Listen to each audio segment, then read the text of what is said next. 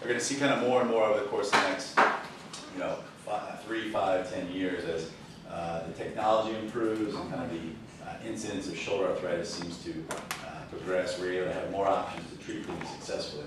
So I would start with a little bit about basic anatomy. We won't bore you here a little bit, but again, ideally the shoulder is made up of 3 bones, the scapula, clavicle, humerus, and 2 joints. Not only is there the ball and socket joint, the glenohumeral joint, but the backside of your shoulder blade, the backside of your rib cage actually articulates with the scapula. And that has a lot to do with motion, particularly the PT and the OTs here know that. Oftentimes you can have good motion at the glenohumeral joint, poor motion at the scapulothoracic joint, or vice versa. So in terms of the anatomy, again, there's kind of apart from the bony anatomy, there's a number of ligaments that create stability. The shoulder is innately an unstable joint, unlike the hip or the knee. It's got a little bit more freedom of motion, but the downside is that it's a little more unstable. Again, most of these issues with instability, you hear about people getting Bankart repairs or slap repairs, those are typically a younger patient population. It's something you don't necessarily see as an inpatient, because most of that can successfully be treated on an outpatient perspective. In terms of, again, the ball and socket joint, so as opposed to the hip, which I'm sure you've seen plenty of hip replacements, the shoulder is a much more shallow joint. So the glenoid, the socket of the shoulder is much more shallow, has much more play in it than the acetabulum of the hip. In fact, we kind of liken the shoulder joint almost like we say like a ball on a seal's nose, or more commonly, almost like a golf ball or a golf tee. The reason why you have so much more motion in the shoulder and the hip is for that same reason. You have a very kind of shallow socket and a much larger ball that fits on top. Now in terms of some of the structures in the shoulder that deepen that golf tee, if you will, a little bit, are structures like the labrum, some of the ligaments around the joint. But again, innately, it's much more common to hear about a shoulder dislocation, for instance, than you would a hip dislocation. Again, one of the other things that makes much more important in the hip versus, the shoulder rather than the hip, is that because the bony anatomy is so shallow in the shoulder, we get much more issues with muscle tears and things like that around the shoulder rather than the hip. So I'm sure you've all seen or known somebody who's had a rotator cuff repair. These are much more frequent procedures because there's much more demand on the muscles around the shoulder joint than the hip per se. So as we go through, again, there's a number of obviously nerves, muscles, etc.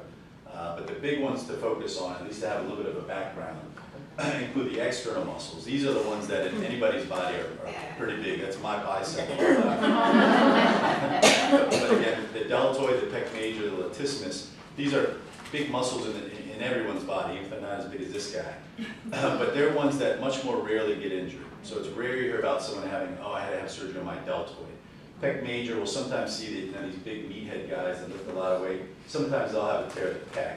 Latissimus is very rare. These are much less common than you hear about people needing surgery on these because they're these big, bulky muscles. The internal muscles, these are the ones that are much smaller. So when you hear about somebody having a rotator cuff tear, if you physically open a cadaver and you take a look, these are much smaller muscles. However, their importance is even more critical, or more critical than some of the bigger muscles in the shoulder. And that's why these are much more common to have tears of the subscap, the supraspinatus, the infraspinatus a bit as well. The teres is a small one way in the back, that's a little bit less commonly injured. But these have a lot to do with kind of the stability of the joint, again, because there's so much less kind of bony coverage or bony restriction than the hip. I think I skipped one there. So as we go through kind of the basic anatomy of the rotator cuff, it essentially inserts on the back, the top, and the front of the shoulder. And the basic elements are they help to lift the arm as well as to rotate the arm in and out. Again, much more than the elbow, the hip, the knee, we have more planes of motion within the shoulder, which is why, for instance, if someone has a fracture of their shoulder, that's much less commonly an operative issue than, say, a hip fracture or a tibial plateau fracture, because even if the bone heals crooked or slightly off, there's so much more freedom of motion that you can make up even if the bone isn't perfectly aligned. The other structure that's often symptomatic in the shoulder is the rotator, or the subacromial bursa. Basically, a bursa is a fluid-filled sac. It normally lives in the shoulder. It really functions to allow that rotator cuff to slide back and forth underneath the acromion. But when it's inflamed or irritated, we call it bursitis, which is commonly seen.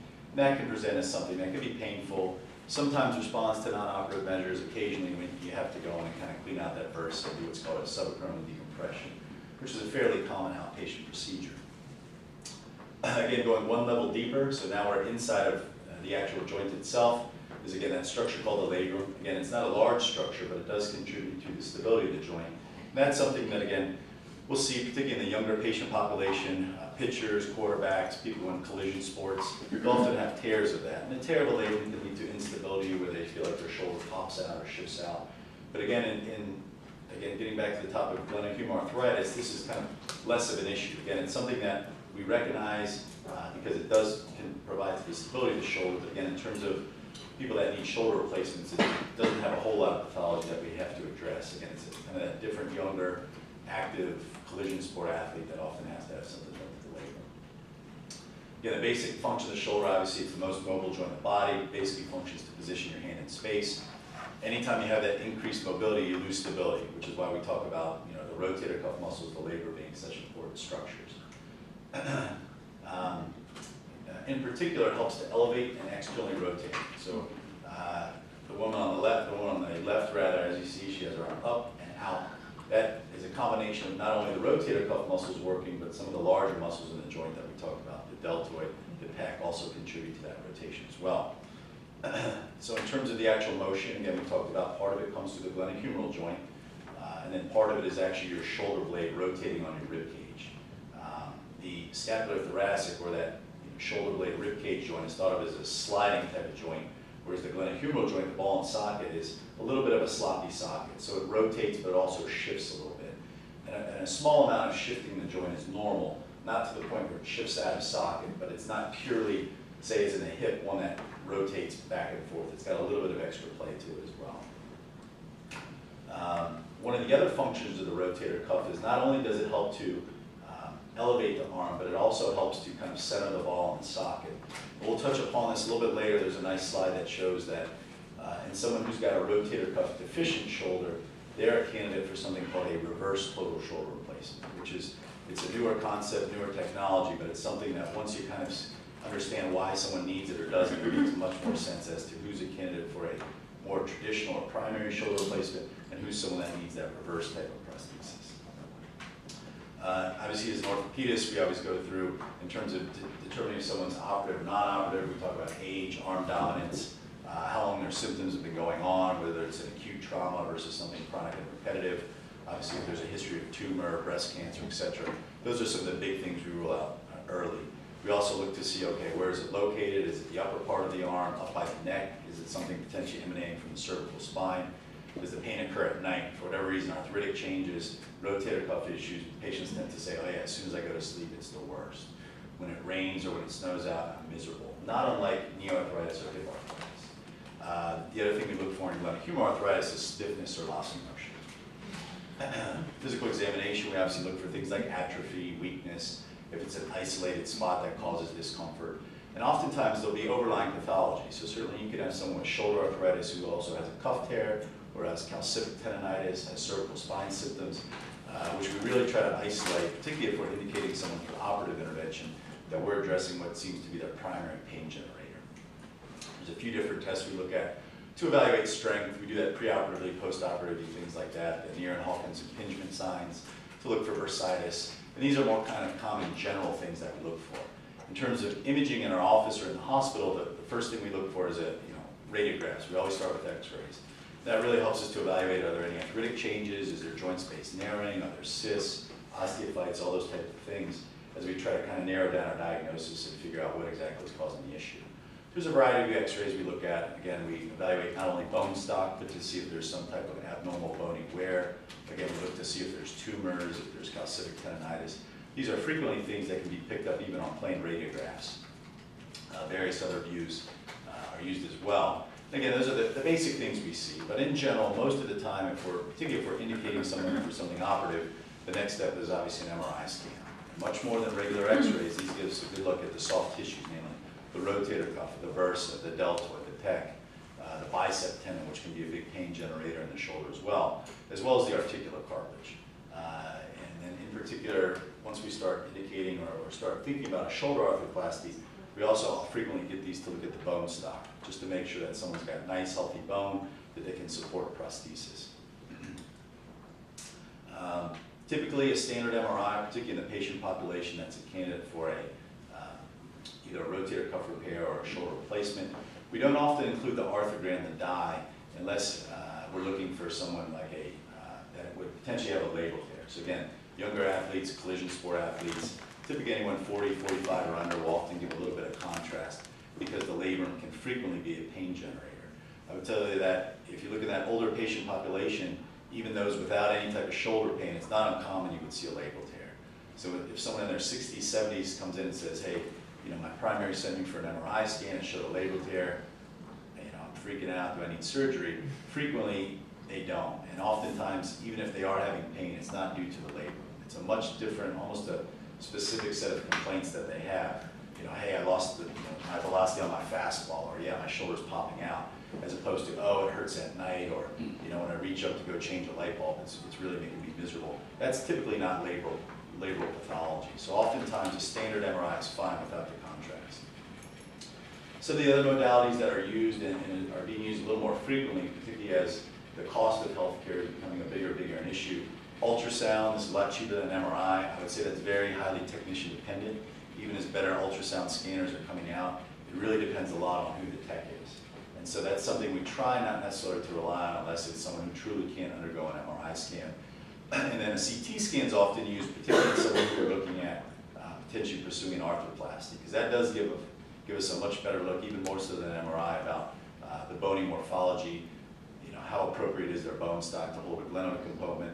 The other time we'll order these frequently is with a fractured shoulder. So proximal humerus fracture are better visualized with the CT scan, particularly with a 3D reconstruction than purely just an MRI scan. The big things we obviously rule out acute trauma, which is typically presents in the patient history, but tumor.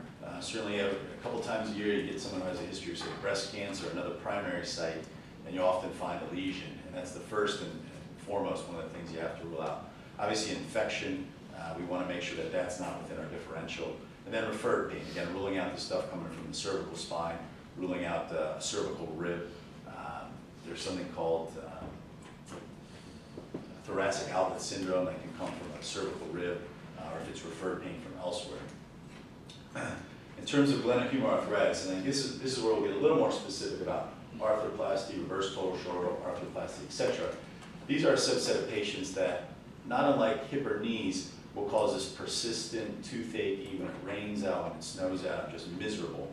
But arthritis in general, as I'm sure you see here if you work with knee replacements and hip replacements, is something that's becoming more and more common, particularly as the population ages and lifespans are longer and longer and longer.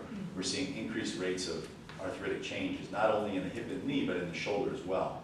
Now, most of these are due to degenerative, kind of that primary osteoarthritis, what's kind of the wear and tear. Inflammatory arthritis, such as rheumatoid arthritis, lupus, things like that, while there are still cases, I would say that's one of the pathologies that we're seeing less and less and less.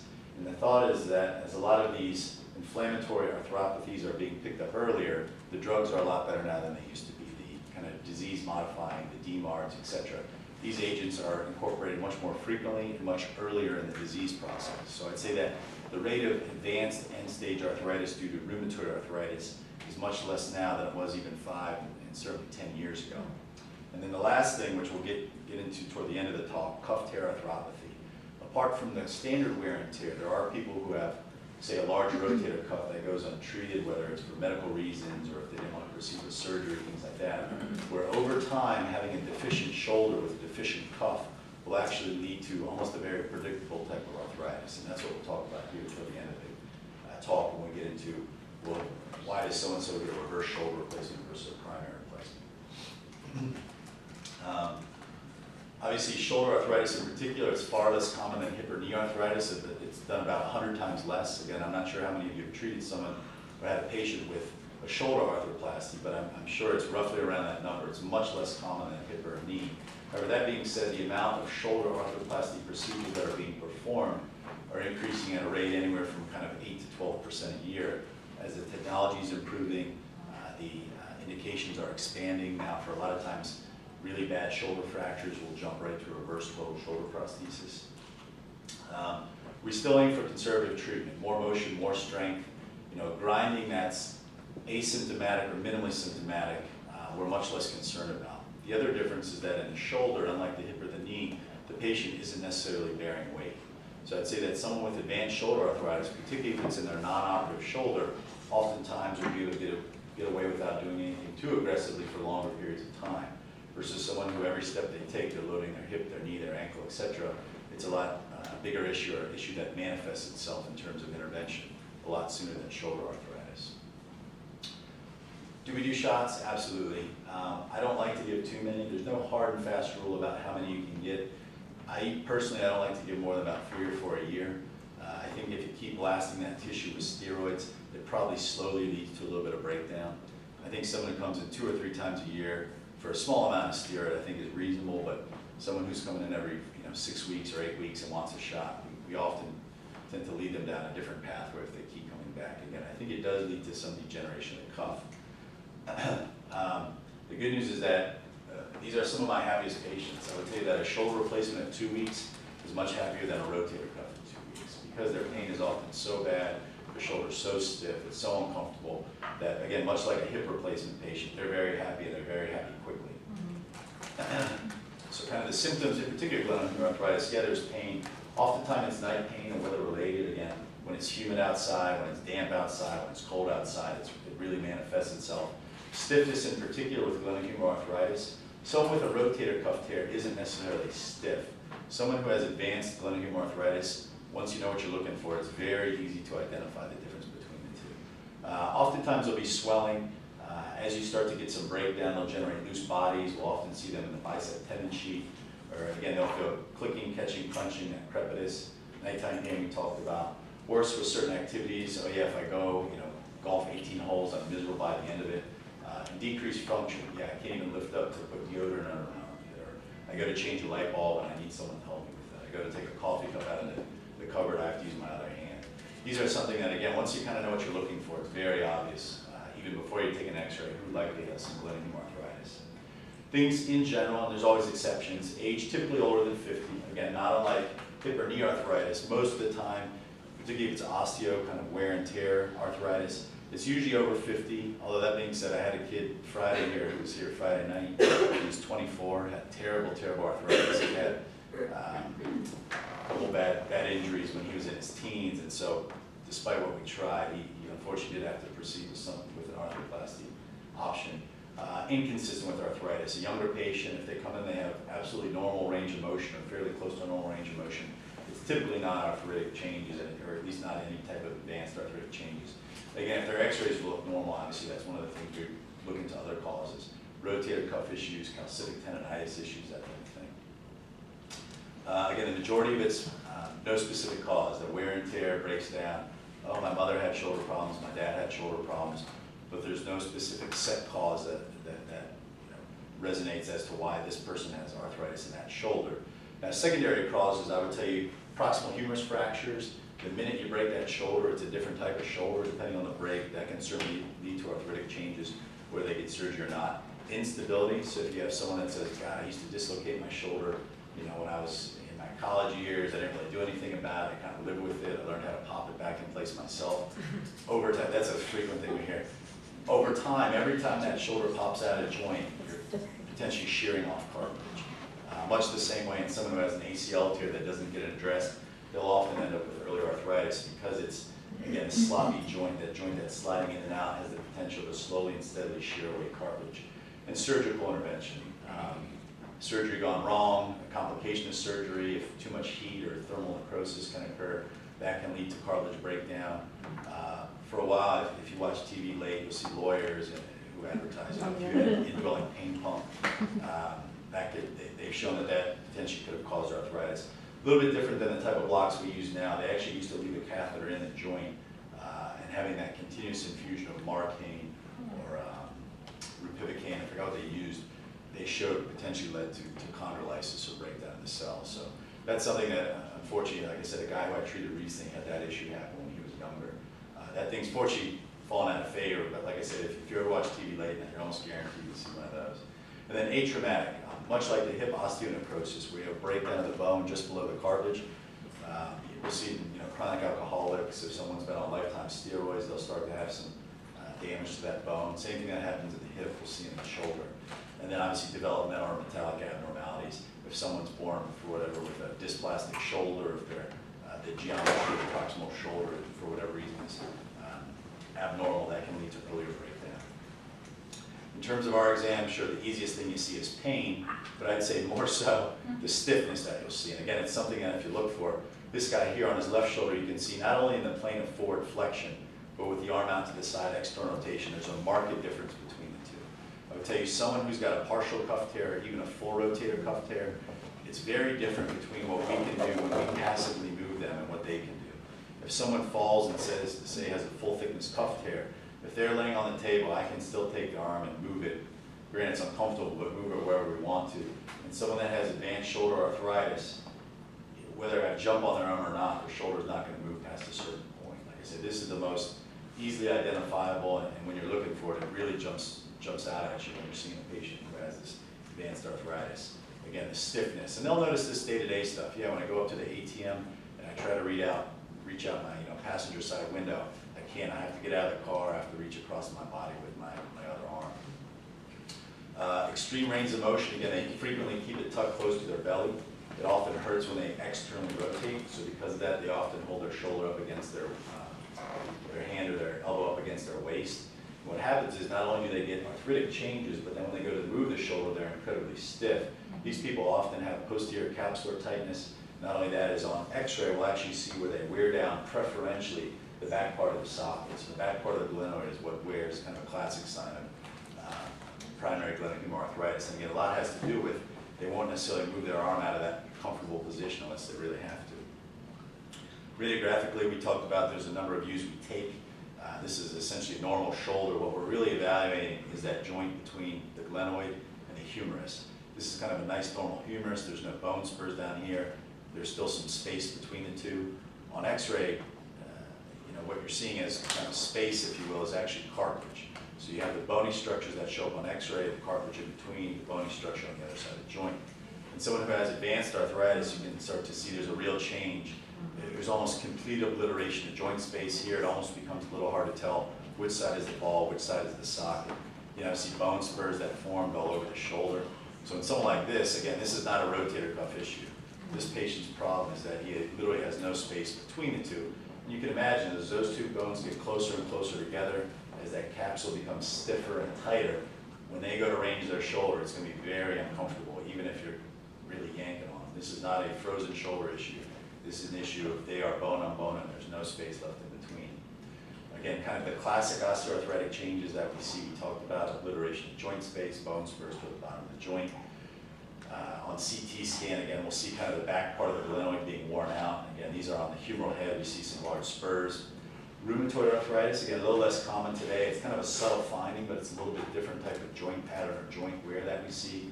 It's something we keep in mind. Oftentimes their bone stock is not as robust as someone who has the classic primary osteoarthritis. Rotator cuff arthropathy, which we're going to speak about at the end as well. As opposed to that bone rubbing against the socket and really obliterating the joint space, this patient has what we call a scape, meaning that the rotator cuff, which you don't see on x-ray, normally runs across the top here and attaches onto this part of the humerus. If someone has a large rotator cuff tear and it's retracted, typically it retracts almost like a rubber band. If you snap a rubber band, same thing with a cuff, it pulls back to the midline. Well, in this person who's had that cuff being torn for a while, you can see this humerus, that humeral head is now starting to migrate. In fact, he's essentially touching the undersurface of the acromion. So this ball should typically be articulating way down here with the socket. This is what we call superior escape. And we'll talk a little bit more, probably a little bit more about that toward the end of the slides here. AVN, we talked about someone who's chronic steroid use, alcoholic. There's a variety of reasons to get AVN, but not unlike the hip, as opposed to that nice circular geometry to the proximal humerus, you're now getting an area that's starting to flatten out and almost become concave. Oftentimes it'll be for no known reason per se. Other times it can be after dislocation, but again, most frequently it's steroid use, sickle cell disease. We'll often see AVN as well. And I think apart from the hip, I believe the shoulder is the second most common.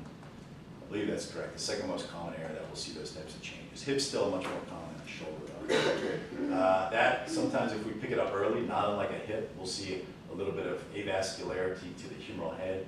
In a hip, there's a procedure called a core decompression, which is done to try to relieve pressure and stimulate blood flow again. It's a little less common than we see than the shoulder. Again, the shoulder, typically by the time you pick up AVN, they've already lost kind of that nice smooth contour to the humeral head. Post-surgical, post-traumatic, this is kind of an old school technique for instability, but it's not uncommon. Again, hey, 30 years ago I had a procedure done on my shoulder. I'm not really sure what they did, but now I can't move my shoulder at all. Again, whether it's due to the instability, the surgery, the combination of both, this is not uncommon to see. And oftentimes, post-traumatic we'll see in someone who's had proximal humerus fracture that was treated non-operatively. Yeah, 10 years ago I broke it, and I kind of dealt with it, was able to avoid surgery, but now it's really giving me fits. I'd say that's even much more common than post-operative that we see it. Humeral head, this person has a very impressive kind of deformation of the proximal humerus. Here you can see they've not only collapsed, but collapsed so much that they're almost locked or wedged around the glenoid itself. So this person's range of motion is going to be terrible, and you can imagine the type of discomfort there.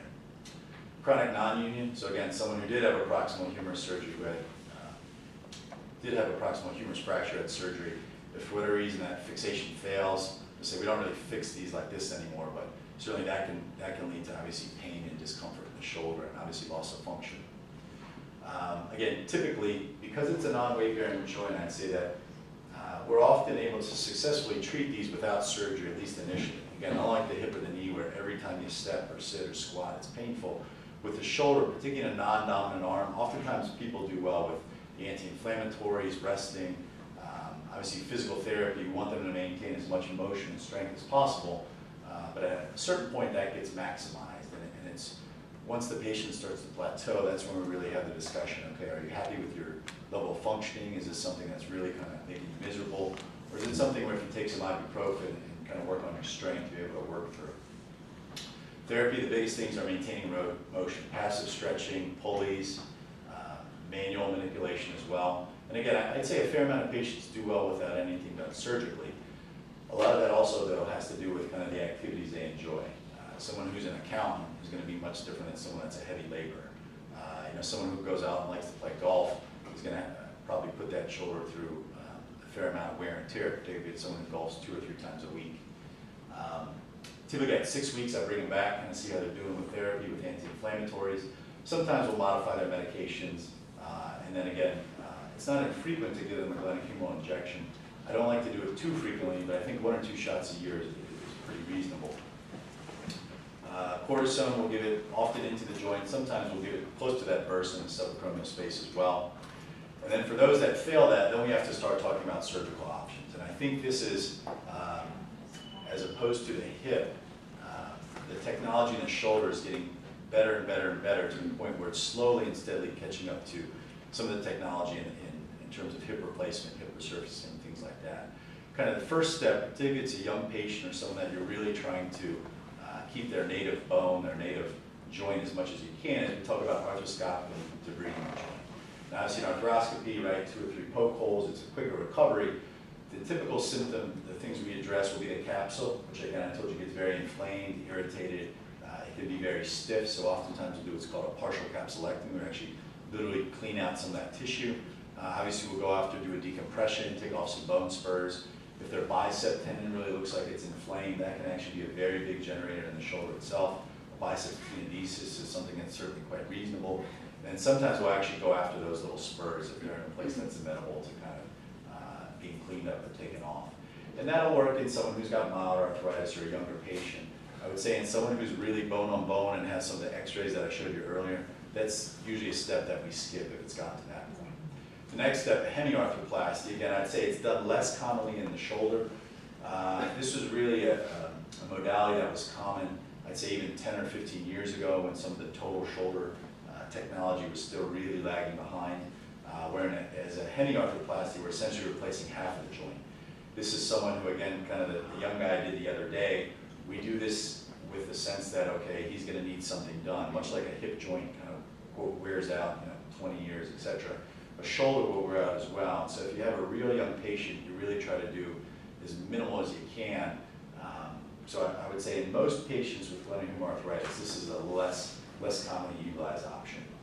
The total shoulder replacement, which we'll talk a little bit more here about, and then again that reverse total shoulder replacement, which of anywhere within shoulder arthroplasty, the technology, the techniques for reverse total shoulder replacement, the indications, etc., are expanding rapidly. I would say the rate that this is being utilized is probably even 2 or 3 times the rate that shoulder replacement, at least in terms of how frequently it's being done nowadays, is performed. Again, in case that just aren't getting better to arthroscopic treatment, or if you've gone through that stage, the next step is a shoulder replacement. So not unlike a hip, there's a metal ball at the top, a metal stem that typically goes down the humerus within the shaft of the humerus itself. And then on the glenoid side, we typically cement in a plastic piece. So that poly material is very similar, if not identical, to the type that goes into a hip replacement. Right? Most hip replacements have a metal ball, a plastic cup, and a metal socket. For a while there, a lot of guys were doing what was called metal on metal in the hip. That had kind of worse, increasing failure rates in the shoulder. And even in the hip, some of the ions that are generated, a lot of guys are getting away from that. Ceramics becoming a more viable or more popular option. But again, the shoulder, typically it's a metal ball on a plastic socket. Originally started even back in the late 1800s. We always kind of talk about history when we talk about these things. There was a French surgeon who placed one of these in. He actually used I think it was partly rubber, to help create kind of this fancy joint, if you will, in someone that had arthritis secondary to a TB infection. Unfortunately, that infection recurred, but that's kind of when the first, quote, first shoulder replacement went in way back then. The technology then stalled for a while. It was not a common operation. There was a very famous surgeon, Charles Neer, who really became the pioneer of shoulder replacement.